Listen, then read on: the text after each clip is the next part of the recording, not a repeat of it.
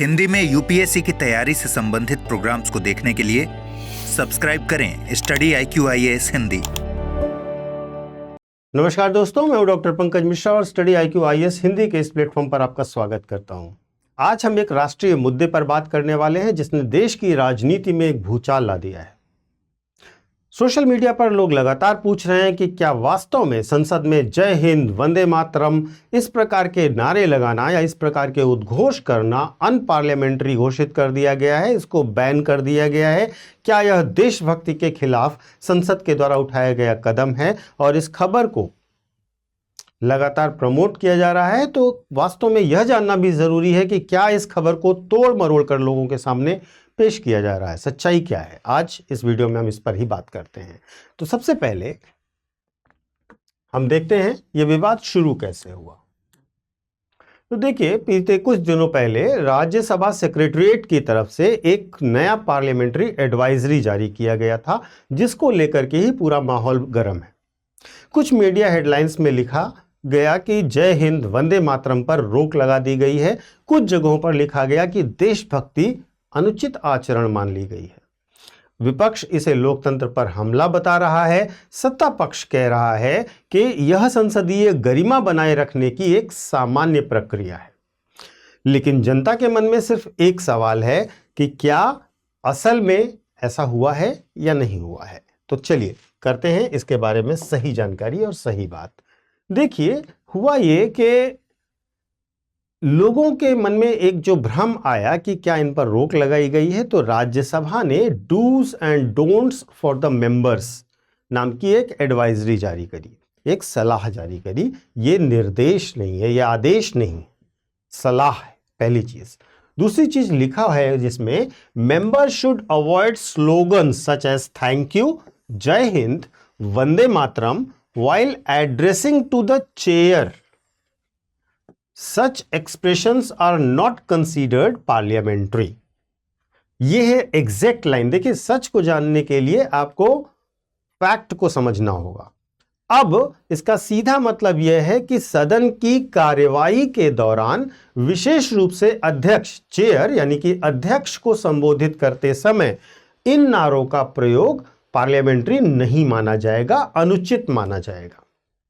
यानी कि यह केवल और केवल सदन में अध्यक्ष को संबोधित करते समय के लिए कहा गया है, पहली चीज ये है।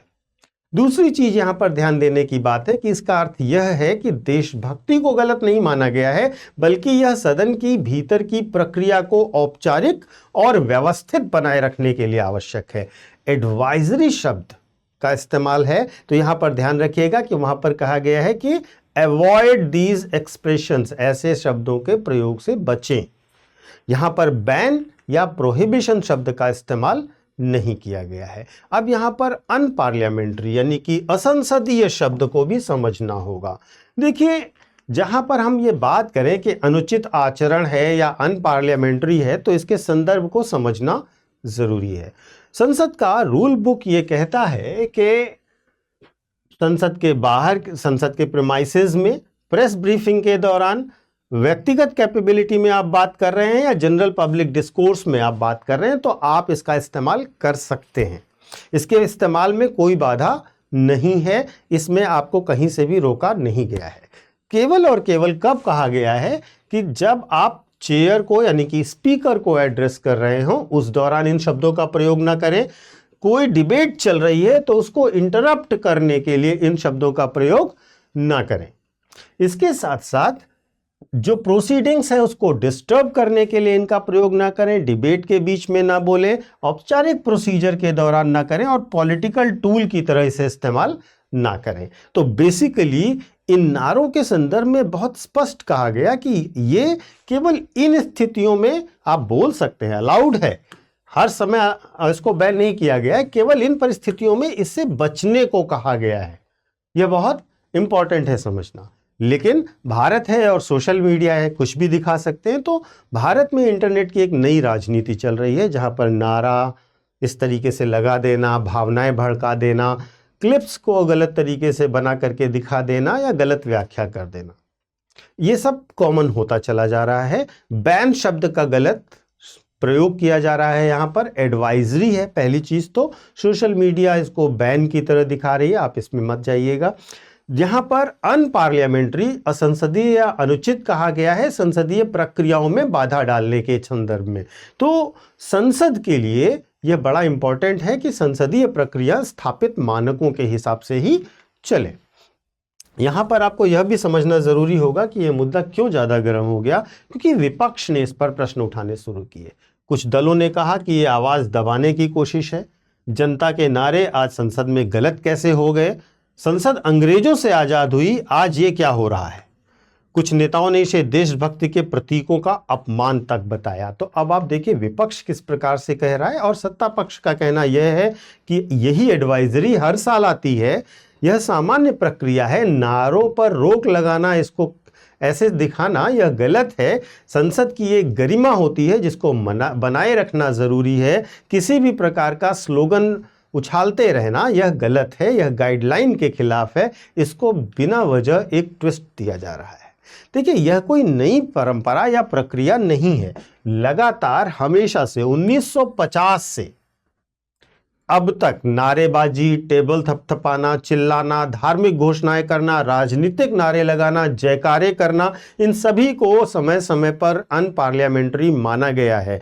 रूल बुक में no slogan, no displays, no chanting पहले से मौजूद है, यानी कि एडवाइजरी में कुछ भी नया या चौंकाने वाला नहीं है। बस वर्डिंग में जय हिंद, वंदे मातरम के आ जाने से यह विवाद भड़का है। देखिए यह रूटीन प्रक्रिया है, रूल बुक में भी लिखी हुई है, बस वास्तव में स्पेसिफिक मेंशन कर दिया गया जो जय हिंद का और वंदे मातरम का, उसकी वजह से ये विवाद भड़का।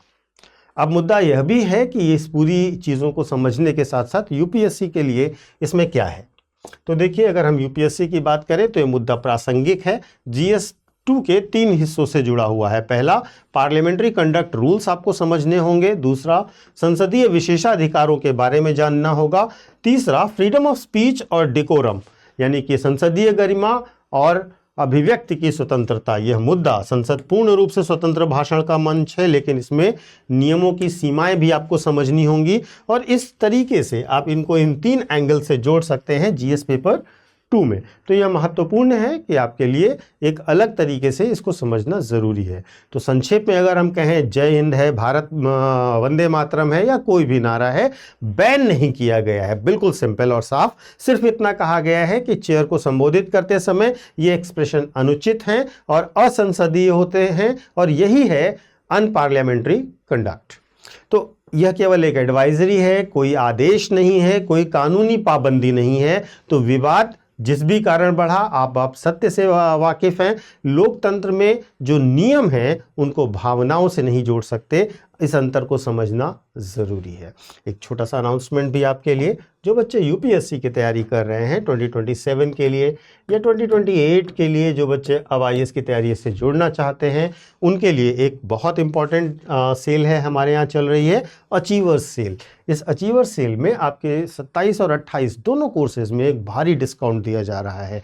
देखिए जो बच्चे भी इस सेल में आएंगे उनको, जैसे 2027 के लिए जो तैयारी करेंगे, उनको मात्र 10,499 रुपये में पूरा बैच दिया जा रहा है, जिसमें 18 बुक का सेट होगा, मेंटोरशिप होगी, टेस्ट सीरीज होगी, रेगुलर क्लासेस होंगी, पूरा कोर्स प्री और मेंस का कवर कराया जाएगा, इंटरव्यू के लिए अलग से इंटरव्यू गाइडेंस प्रोग्राम दिया जाएगा।